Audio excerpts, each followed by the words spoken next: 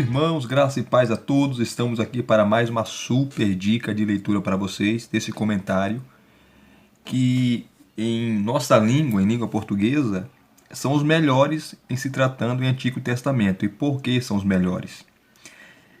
Essa série da cultura cristã do Antigo Testamento não está completa. Eu não tenho completa, até porque é muito cara. Eu não tenho dinheiro para completá-la. Aos pouquinhos eu vou comprando, né? E por que são os melhores? Porque trabalha a exegese, gente. Tá? Trabalha a exegese. Tá? E não só a exegese, o contexto histórico, o contexto cultural, aí uma hermenêutica responsável. Tá? É assim monumental. Não tem comentários em língua portuguesa como esses, em se tratando em Antigo Testamento. Não tem. Porque são comentários individuais. Por isso que os comentários individuais são melhores do que comentários únicos. Porque o comentário individual ele vai tratar o versículo, vai expor melhor. E um comentário único não tem como. Não tem como fazer isso. Vocês compreendem? E esse comentário de Ezequiel são 2 volumes, assim como de Isaías também, que são 2 volumes, e também o de Jeremias. Eu não tenho de Jeremias, pretendo comprar. Mas eu tenho os 2 de Ezequiel, os 2 de Isaías, o de Gênesis e de Naum, Abacuque e Sofonias, comentado por Palmer Robertson. Tá? Esse de Ezequiel, os 2, volume 1 e volume 2, do Daniel Bluck, são comentários que passam de 1000 páginas. É que nem o comentário de Isaías. Já me perguntaram, aquele comentário da Shed de Isaías, do Alec Moutier, que é um monstruoso comentário, qual é melhor? Não preciso nem falar. O comentário de Isaías da cultura cristã, que são 2 comentários. Não tem nem comparação. É muito melhor do que o Alec Moutier, até porque ele traz muito mais informações, que são 2 volumes. O do Alec Moutier, da Shed, é um único volume. Então não dá para comparar. E com isso eu não estou falando que o comentário do Alec Moutier da Shed é ruim. Não. Estou dizendo que os comentários dessa série aqui, Cultura Cristã, dessa série de Isaías, são mais extensivos, porque são 2 volumes. Então não tem comparação, né? Não tem comparação. Só o primeiro volume é maior do que todo o comentário do Alec Moutier. Então, são vários escritores, todos os comentaristas aqui dessa série, Gênesis, Êxodo, Levítico, Deuteronômio, Números, enfim, todos dessa série aqui, que falta alguns ainda para completar, né? Não está completa. São especialistas, são doutores em Antigo Testamento. Tá? E o livro de Ezequiel, você não vê muita gente pregando sobre Ezequiel, principalmente expositivamente. Eu prego expositivamente, né? Por quê? Porque é um livro muito complexo, muito complicado de se entender. Porque trabalha muita visão. Ezequiel teve muita visão, revelação, tá? Ele vê uma roda, e nessa roda tinha outra roda, e nessa roda ele viu os seres cheios de olhos. Como você vai interpretar isso? Tá? E é complicado. O texto mais pregado de Ezequiel, todos nós conhecemos, é o capítulo 37, o Vale de Ossos Secos. Né? É o mais pregado. Mas muita gente não prega. Eu nunca vi ninguém expor Ezequiel versículo por versículo. Né? Expositivamente, capítulo, eu nunca vi. Porque é a complexidade do livro. E aqui o Daniel Bluck, ele vai trabalhar a questão histórica, a questão cultural, a questão teológica, a exegese e a hermenêutica. Fantástico. Fantástico. Aí você vai entender o pano de fundo do livro de Ezequiel. Ezequiel no seu tempo. Vocês estão entendendo? Então, é um comentário suntuoso, maravilhoso.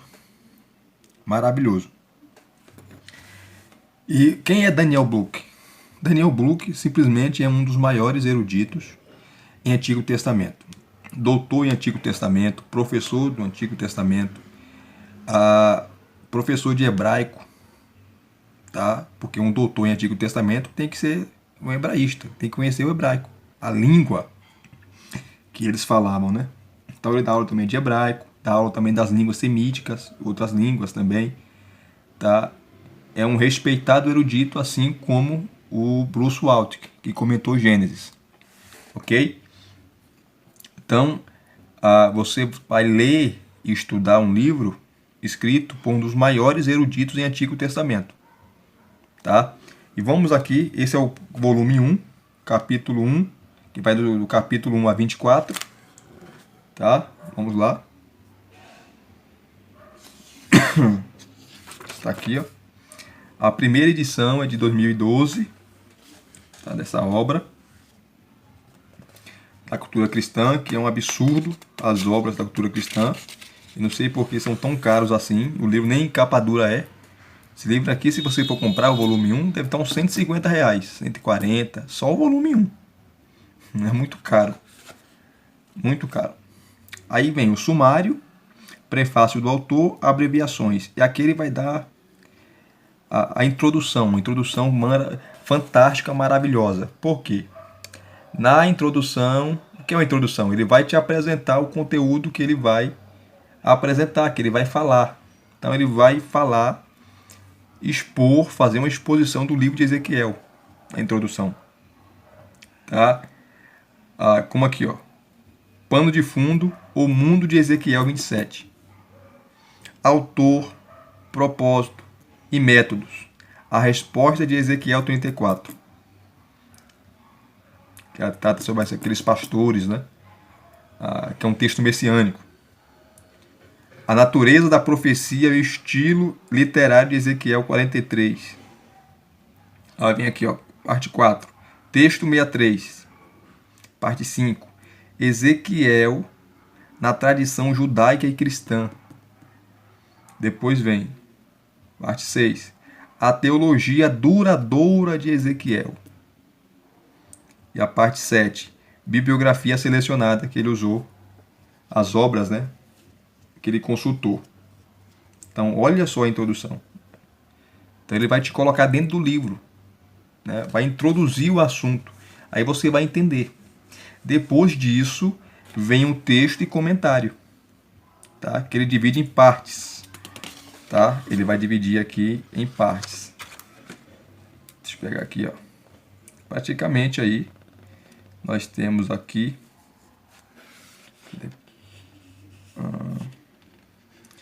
São 3 partes, né? Do capítulo 1 a 24. A primeira parte, ele vai trabalhar o chamado de Ezequiel para o ministério profético. Lembrando que Ezequiel não seria profeta. Ezequiel estava estudando para ser sacerdote, não profeta. Ele se tornou profeta no cativeiro, porque não tinha mais tempo, não tinha mais nada. Ele foi levado cativo e lá ele se tornou profeta, mas não era para ele ser profeta. Era para ser, ele ia ser sacerdote, né? Mas as circunstâncias mudaram totalmente com a queda de Jerusalém. Aí vem a parte 1. Mensagens de destruição e queda para Judá, que vai do capítulo 1, do 1 ao capítulo 24, versículo 27. Aí vem o chamado de Ezequiel para o ministério profético, capítulo 1, do versículo 1 ao capítulo 3, versículo 27. Aí vem toda a exposição, tá? O endereçamento, para quem ele escreveu. Aí vem a visão inaugural de Ezequiel, capítulo 1, versículo 4 ao versículo 28, parte A. O preâmbulo, os seres viventes, as rodas, a plataforma e o trono, colofão conclusivo.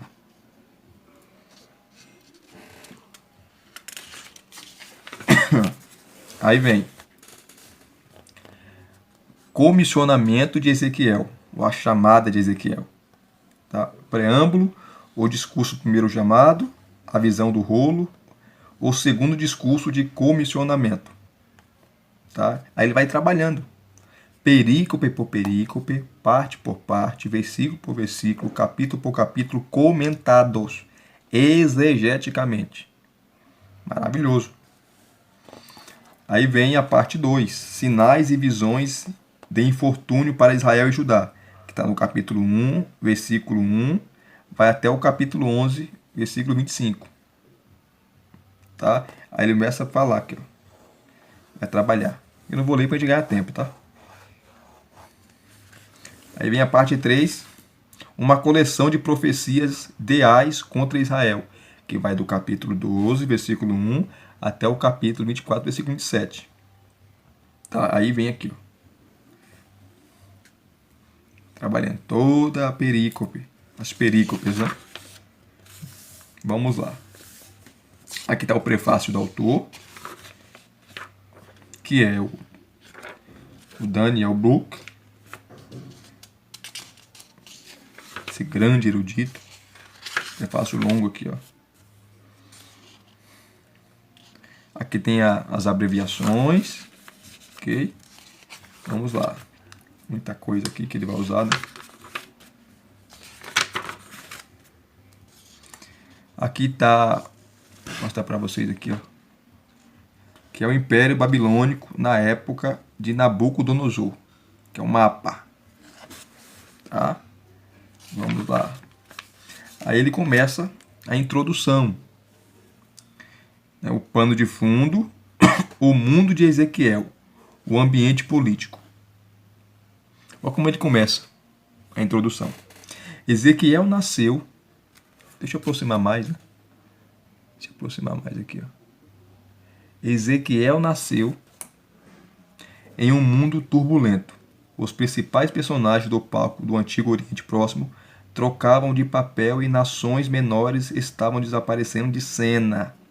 Por séculos, os neo-assírios haviam mantido seu poder imperial na região, às vezes alcançando até o Egito. Na época da morte de Assurbanipal, o imperador assírio, em 627 a.C., no entanto, tornou-se evidente que os assírios não somente se estenderam exageradamente, eles também tinham perdido o coração imperial. Enquanto isso, os babilônios estavam só esperando a chance de atacar. A Babilônia havia sido um centro político importante por mais de 1000 anos, tendo produzido em milênios anteriores personagens de expressão mundial como Hammurabi, aquele famoso rei, né? O famoso código de Hammurabi, e Nabucodonosor I. Mas desde o século VIII, os babilônicos estavam dominados por seus vizinhos do norte, os neo-assírios. Então, por isso que a morte de Assurbanipal foi uma mudança brutal, né? Essa situação era claramente um insulto ao orgulho babilônico e uma agitação anti-assíria se acendia repetidamente na terra. Aí, o desafio mais significante foi colocado por um importante chefe caldeu, Merodach-Baladã, um conterrâneo de Ezequias de Jerusalém. Mas o poder assírio prevaleceu e em 689, Senaqueribe aplicou um insulto final sobre a Babilônia, a cidade santa, trazendo a estátua de seu padroeiro Marduk e demolindo a cidade. Marduk era a principal divindade, o principal deus babilônico. Tá? Aí vem a queda do Império Assírio coincidiu com a emergência de outro gênio de descendência caldeia, Nabopolassar, que é o pai de Nabucodonosor. Surgindo da obscuridade, esse homem não somente fundou uma nova dinastia na Babilônia, também lançou a base para um dos mais brilhantes, ainda que breve, impérios do mundo antigo. A velocidade dos eventos históricos aumentou quando ele entrou em cena. Em 626, ele obteve uma vitória reverberante fora da Babilônia, no último dos ataques dos assírios a essa cidade. Em 616, Nabopolassar avançou numa ofensiva levando seu exército para a cidade do Eufrates. No entanto, alarmando quanto ao crescimento do poder babilônico, sob a liderança de Pissaméticos I, os egípcios fizeram o impensável. Mudaram de lado, traíram, na verdade, né? Mudaram de lado e se uniram aos assírios para impedir o avanço babilônico. No entanto, em 614, os medos uniram-se à briga ao lado dos babilônios, tomando a cidade de Assur. Os aliados continuaram sua pressão no Império decadente, cercando Nínive, a capital, né?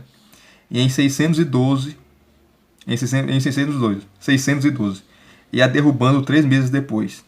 O que restou do exército assírio trabalhou duro em Arã, com auxílio dos medos em 610. Nabopolassar conduziu as forças combinadas do Egito e a Síria para fora da cidade, e em 609 uma tentativa foi feita para retomar Arã, mas acabou falhando. A batalha decisiva ocorreu 4 anos mais tarde em Carquemes. Jeremias 46:2 fala sobre isso, né? Com esta vitória, os assírios foram apagados do mapa, para nunca mais se ouvir falar deles, e até hoje, acabou. E os egípcios foram forçados a retornar à sua terra natal, chorando como cães com o rabo entre as pernas. Aí ele vai trabalhando, né? Todo, desculpem, o contexto histórico aqui do livro de Ezequiel. Viu a importância da introdução? De conhecer a introdução? Tá? Aí fala aqui do ambiente social, ele vai falar de como Nabucodonosor, porque Nabopolassar morre, Nabucodonosor, que era o príncipe, assume, tá? Ele volta para Babilônia, ele é coroado, depois ele começa as suas campanhas militares, né? E como chegou, como derrubou Israel, enfim. Todo esse contexto aí. Aqui vai falar do ambiente social do livro de Ezequiel.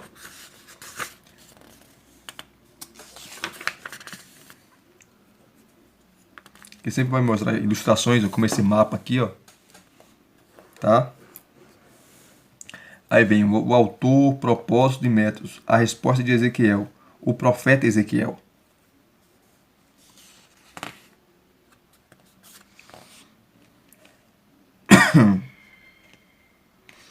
Ele vai trazer uma informação importante, ó.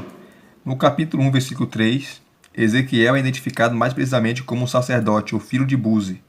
Sua classificação vocacional não precisa ser colocada em dúvida, e provavelmente explica o motivo de ele ter sido incluído na deportação de 597 a.C.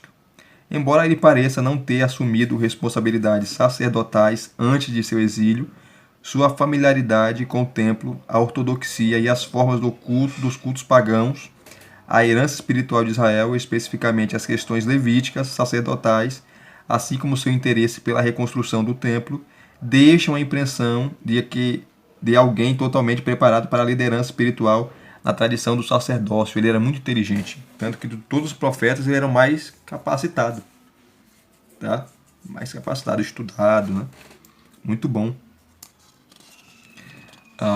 O que ele fala aqui sobre Ezequiel.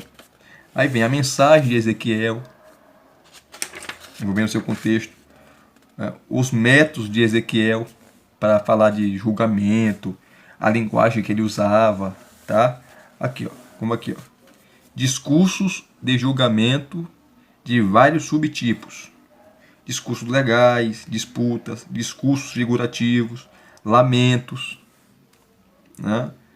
Oráculos de infortúnio, formas diversas, atos sinalizados e interpretados, discursos de salvação e de vários subtipos, tá? Ele usou vários tipos de linguagem, né? Aqui ele vai trazer um quadro, ó, interessante. Quadro 1, o relacionamento entre o julgamento de Ezequiel e os oráculos de salvação. Olha só, que maravilha. Aí vem a natureza da profecia, o estilo literário de Ezequiel, do discurso profético ao livro profético.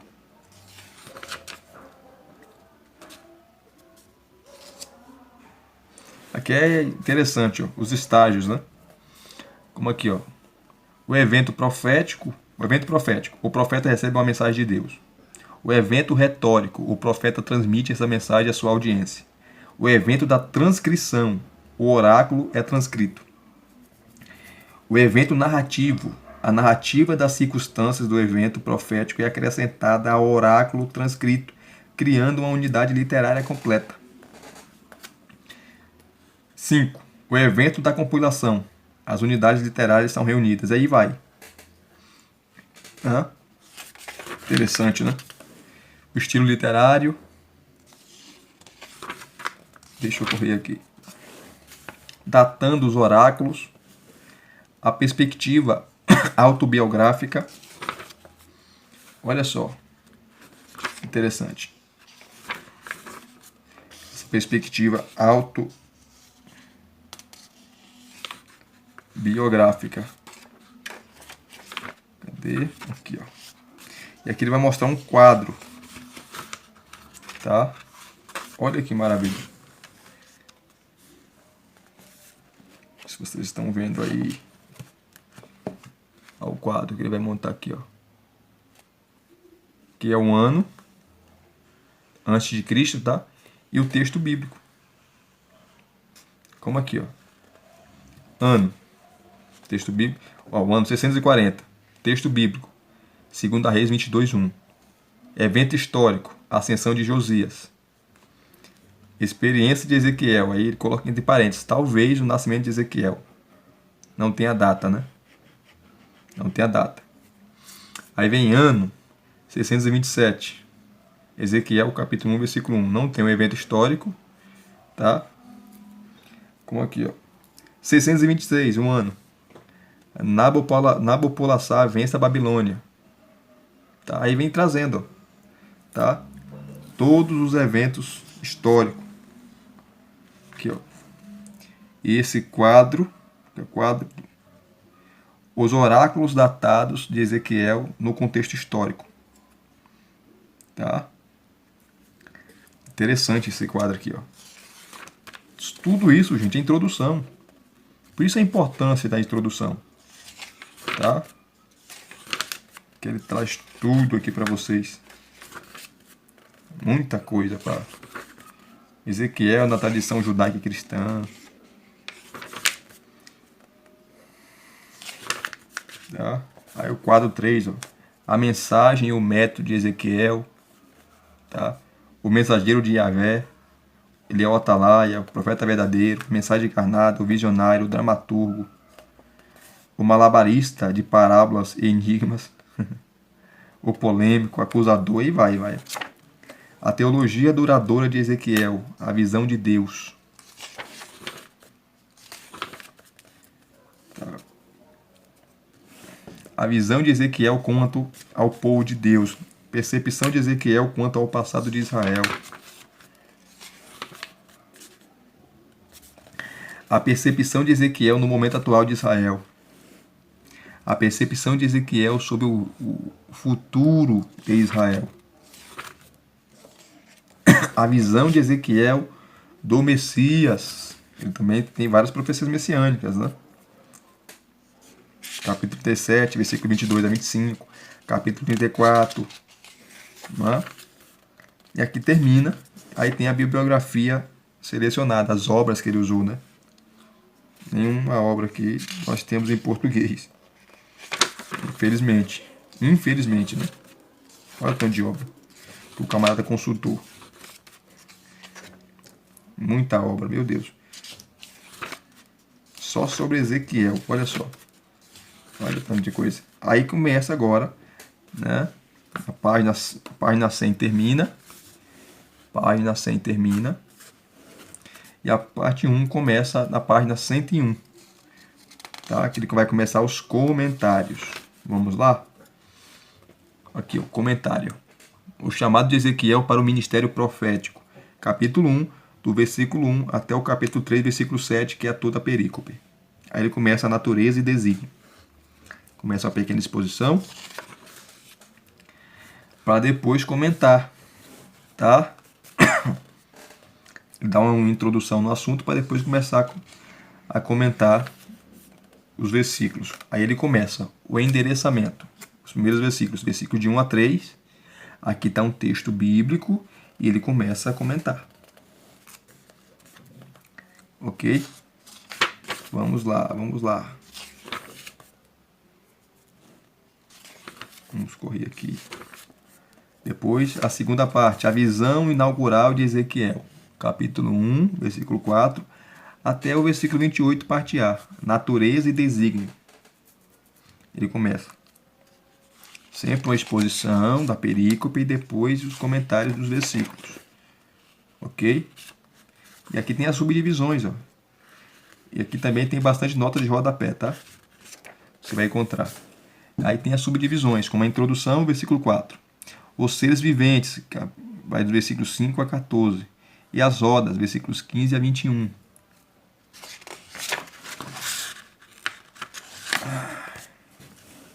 A plataforma e o trono, versículos 22 a 27, e o colófon de conclusão, que é o versículo 28, parte A. Vou pegar aqui sobre os seres viventes, ó, que é os versículos 5 a 14. Vamos lá. Seres viventes, também conhecido como serafins, né, os querubins, enfim. Olha aqui, ó. Nestes versículos 5 a 8, parte A. Nestes versículos, o profeta descreve as características primárias dos seres que saíram da nuvem com fogo. O aspecto mais intrigante é sua forma. Seus corpos eram humanos, que é Demut Hadan, era humano, mas cada um tinha 4 faces e 4 asas. Seus pés eram bovinos, de boi, e brilhantes como bronze polido. Conectado aos seus corpos embaixo de suas asas estavam mãos humanas. Aí, versículo 8, parte B, até o versículo 10. A última frase do versículo 8 funciona como um título geral para o material que se segue, uma descrição mais próxima das faces e das asas. O registro teria sido mais coerente se a afirmação a respeito das asas na primeira parte do versículo 9 e as referências de suas faces no começo do versículo 12 estivessem ligadas. O versículo 9, parte B, declara que os seres eram capazes de se mover em qualquer direção. Mover em qualquer direção. Aí ele vai explicando, dando detalhes, né, sobre essa visão. Os versículos 11 e 14, tá? Aí os versículos 15 a 21, ele vai trabalhar as rodas. Vai dar uma síntese muito boa. Sempre uma introdução no assunto. E assim sucessivamente. Tá? É assim que ele trabalha. As perícopes, versículo por versículo, capítulo por capítulo, bem sistematizado, bem embasado, né? Com uma exegese responsável. Do Daniel Book. Tá? Então é um livraço. É um livraço. Tá? Comentando versículo por versículo, capítulo por capítulo, parte por parte. Tá? Então é o principal, o melhor comentário que nós temos de Ezequiel. Esse é o volume 1, do capítulo 1 aos capítulos 24. E se vocês gostaram de mais uma dica de leitura, de mais uma super dica de leitura, deixa aqui nos seus comentários, deixa o seu like, se inscreva no canal se você não é inscrito e acione o sininho para receber todas as notificações, ok? Muito obrigado mais uma vez pelo seu carinho, pela sua atenção, pela sua disponibilidade, tá? Graça e paz, até os próximos vídeos e as próximas exposições de maravilhosas obras para vocês.